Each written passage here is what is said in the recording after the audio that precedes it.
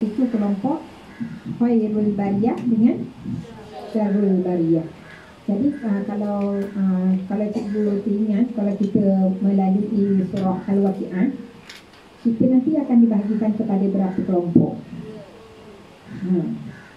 Kita bagikan pada wa kuntum azwajan salasa. Lepas tu wa ashabul maimanah wa ashabul maimanah. Kalau ayat kedua tu bismillahirrahmanirrahim.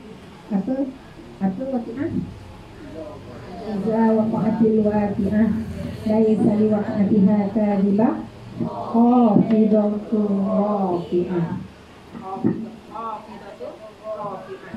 Dekat situ khafidatun rafi'ah. Khafidah tu merendahkan satu golongan, rafi' meninggikan satu golongan. Jadi dekat situ agaknya kalau kita agaknya kita kat manalah kita agaknya kita tu rafi'ah, sebab dah dibahagikan kepada golongan. Lepas tu maimanah ke mas'amah ke kita masuk. Jadi pernah pengalaman saya dulu mengajar dekat satu sekolah international, dijemput masa apa tu adalah guru-guru sambil ni agak-agak gila hati agaknya. Lepas tu saya kata, cikgu mohon kalau apa cikgu rasa cikgu bila saya kata tadi ashtata tu, kita nanti bangun ashtata, bangun dalam kelompok-kelompok. Kelompok-kelompok tu pula kita apakan tadi, maimanah ke mas'amah ke, golongan ashabul yamin ataupun mas'amah. Jadi apa perasaan cikgu? Jujurlah, alam ya'lam bi anna Allah yara, bukankah kamu tahu Allah Maha melihat? Apa perasaan cikgu bila melalui ayat ni? Itulah yang nak kita apakan, perasaan takut tu dari Allah. Rasulullah pun minta kepada Allah supaya kita ni dikurniakan rasa takut.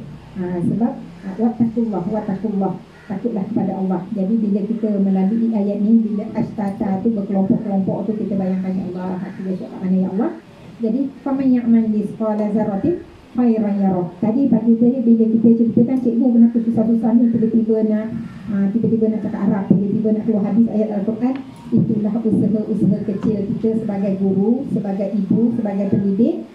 Inilah usaha kecil kita yang kita nak persembahkan kepada Allah besok. Mudah-mudahan bila dia sampai ke akhirat besok, Iqra kita bacalah kitab kamu. Waktu itu kita membaca, ya Allah, aku mengajar, aku mengingatkan anak-anak murid, buat benda sehabis debu kecil pun, nihan lak niha pun, tengok Allah suka orang yang bersih. Jadi kita cakap, jadi sebab nanti faman ya'mal mithqala dzarratin khairan yarah. Saya selalu pegang ke anak-anak saya, timbangan neraca mizan nanti saya pernah baca, timbangan neraca mizan tu piring dia, satu piring tu seluas langit dan bumi. Satu piring neraca mizan seluas langit dan bumi. Dan cukup memenuhi neraca mizan tu dengan ucapan subhanallah wa bihamdih. Jadi saya akan cakap dengan anak saya, dah ucap belum subhanallah wa bihamdih? Penuh neraca mizan untuk kita, mudah-mudahan. Sebab kita nak pergi kepada bercerita mengenai timbangan amal. Itu yang saya kata, kita membaca Al-Quran, kita membaca, kita mendengar, dan insya-Allah mudah-mudahan sampai ke hati kita. Sebab tu saya buat neuro teaching ni. Mudah-mudahan Allah sampaikan ke hati kita, insya-Allah. Okey, kita sambung balik. Neuro teaching kita ambil sampai ayat 5 nak? Tak ada panjang kan? Boleh? Boleh? Allah cinta orang yang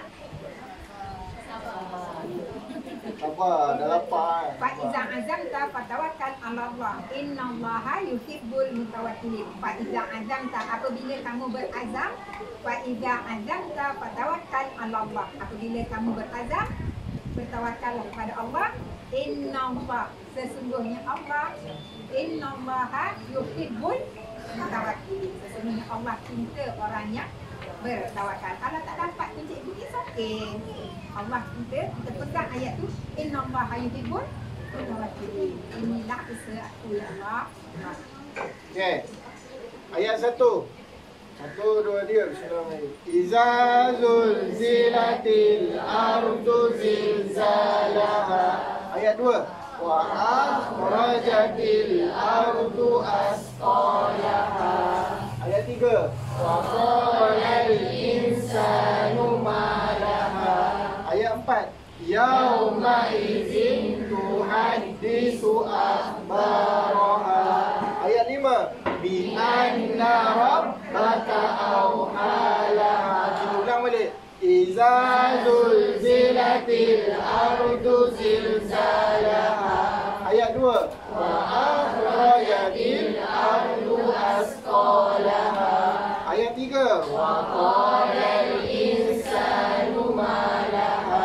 Ayat 4. Yauma idzin tuhaddisu akhbaraha. 5. Bi anna rabbaka awhalaha. Sama-sama, ayat 5. Bi anna rabbaka awhalaha. Ayat 4. Yauma idzin tuhaddisu akhbaraha. Ayat 3. Wa qalal insanu ma laha. Ayat 2. Wa akhrajatil ardu asqalaha. Ayat 1. Idza zulzilatil ardu zilzalaha. Ayat 3. Wa qalal insanu ma laha. Ayat 5. Inna rabbaka awhalaha. Ayat 2. Wa akhrajatil ardu asqalaha. Ayat 1. Laju lagi. Idza zulzilatil ardu zilzalaha. Ayat 5. Inna rabbaka awhalaha. Ayat 4. Yauma idzin tuhaddisu akhbaraha. Okey. Sekarang ni bila saya tunjuk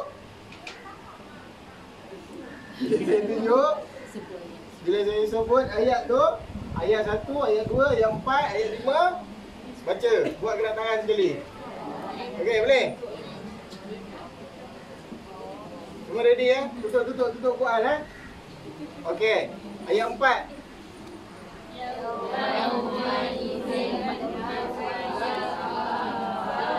Sama-sama. Semua tak fokus. 1 2 3 ayat 4. Yauma idzin tuhaddisu akhbaraha. Ayat 2. Wa akhrajatil ardu asqalaha.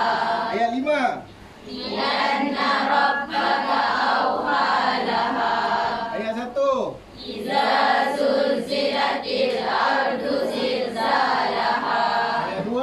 Wa akhrajatil ardu asqalaha. Ayat 3. Wa qalal insanu ma laha. Ayat 5. Inna rabbaka awhalaha.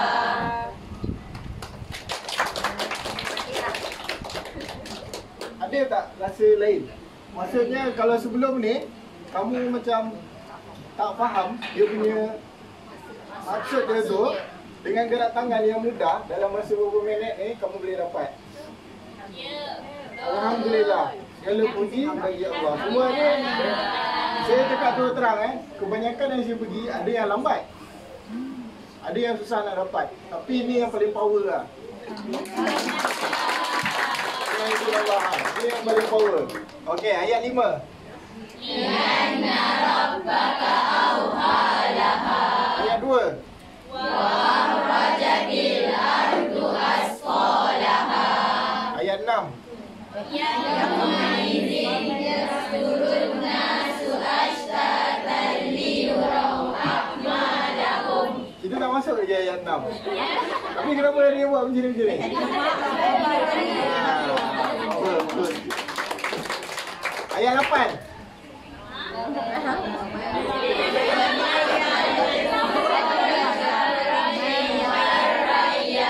Ayat 7.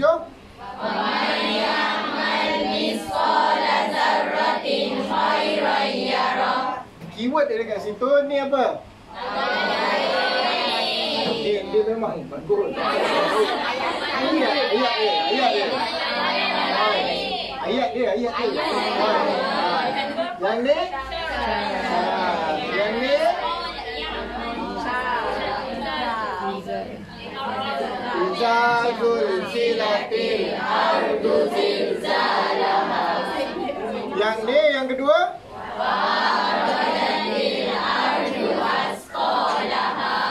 Saya tu bagi keyword dia. Lima. Ini apa? Yang keenam?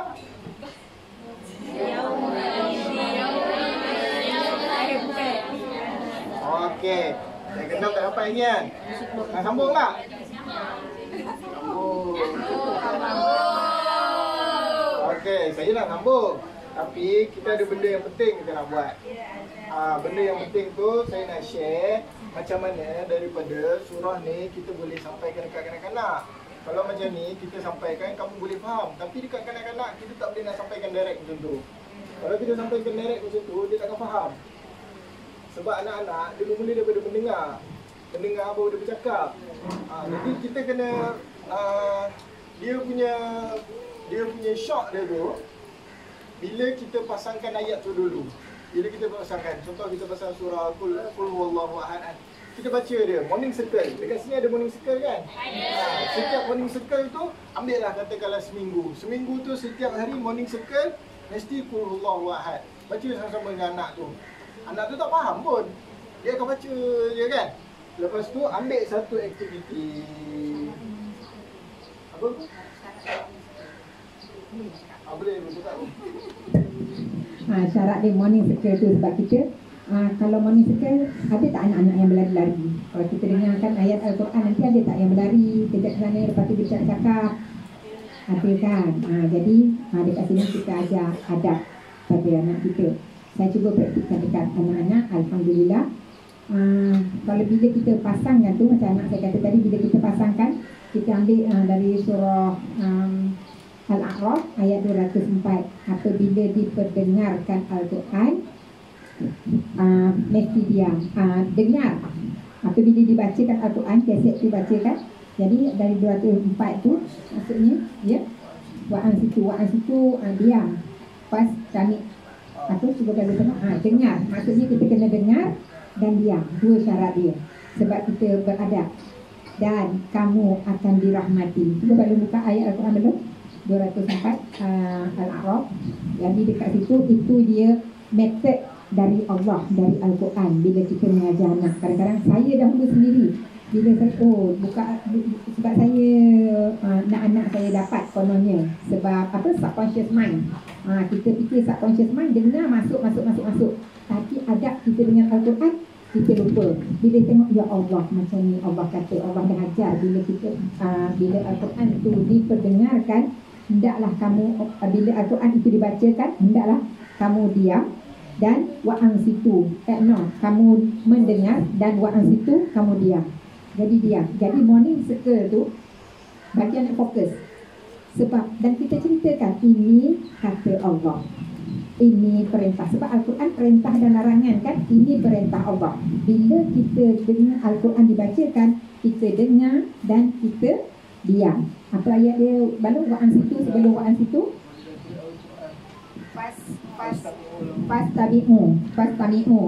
Fastami'u maka dengarkan. Lepas tu wa'an situ diam. Jadi kita ajar anak kita adab menghormati Al-Quran. Sebab ini kata-kata Allah. Mungkin kita pasangkan dalam selalunya monitor budak kan, mungkin kita pasang beberapa minit sahaja supaya anak tu faham. Walaupun dia dapat kita jangan kata sekejap dia pasang, nanti kita tak nak bermain dengan subcon. Saya dulu macam tu. Saya nak subconscious anak saya masuk je Al-Quran. Mana adab kita dengan Al-Quran. Lepas tu kita tak perlu tergesa-gesa dengan Al-Quran. Dalam surah Toha kalau tak salah saya ayat 114, la ta'jal bil Quran. La ta'jal, jangan kamu tergesa-gesa dengan Al-Quran. Lepas tu Allah ajar lagi bila kita nak ajar anak murid kita mulakan dengan Rabbi zidni ilma, Rabbi zidni ilma. Tuhanku tambahkanlah zidni ilma, tambahkanlah bagi kami ilmu. Jadi itu adab-adab dia bila kita nak ajar anak kita. Al-Quran fokus, doa fokus, dengar dan fokus.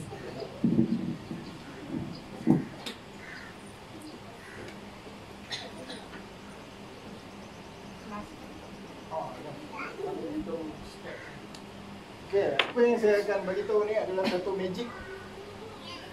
Magic, semua nak dengar magic tak?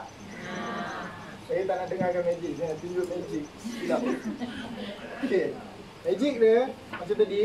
Okay, kalau kita buat tu, teknik yang kita buat tadi tu, Qul huwallahu ahad, Allahu samad, lam yalid wa lam yulad wa lam yakul lahu kufuwan ahad.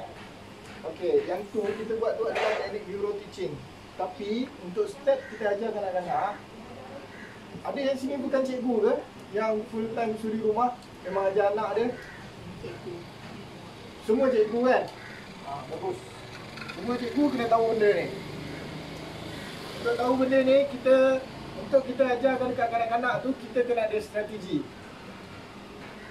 Apa strategi? Sekarang ni saya dah tulis alif kelas kan? Lepas tu saya dah bagi dia punya keyword kan? Apa strategi kamu untuk mengajar tentang keesaan Allah? Fikirkan satu strategi. Strategi ni Allah SWT. Strategi ni, contoh, saya masuk tadi saya buat apa? Pokok. Tadi saya dah ceritakan belum? Apa kaitan pokok ni kat situ kan?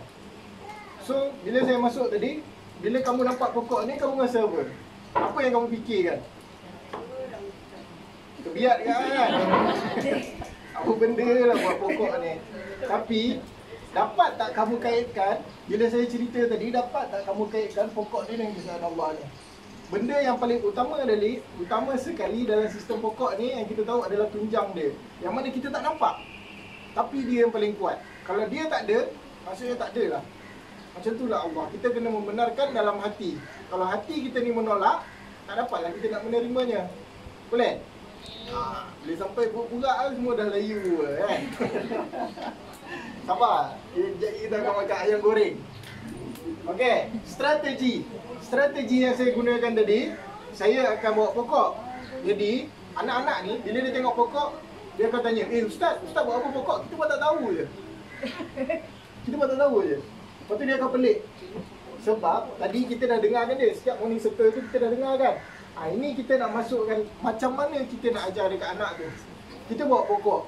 Okey, hari ni Ustaz nak cerita. Kita tak cerita pun pasal pokok. So, strategi saya yang kedua, storytelling. Kanak-kanak suka tak dengar cerita? Suka. Cerita apa yang orang suka dengar? Upin dan Ipin. Upin dan Ipin kan? Omah Hana. Benda-benda cerita macam tu kan? Tapi pernah tak cikgu-cikgu semua terfikir nak ceritakan tentang Rasulullah? Bagi saya satu contoh. Saya nak volunteer. Berikan saya satu contoh. Apakah cerita Rasulullah yang kamu boleh ceritakan dekat kanak-kanak? Satu contoh. Satu je.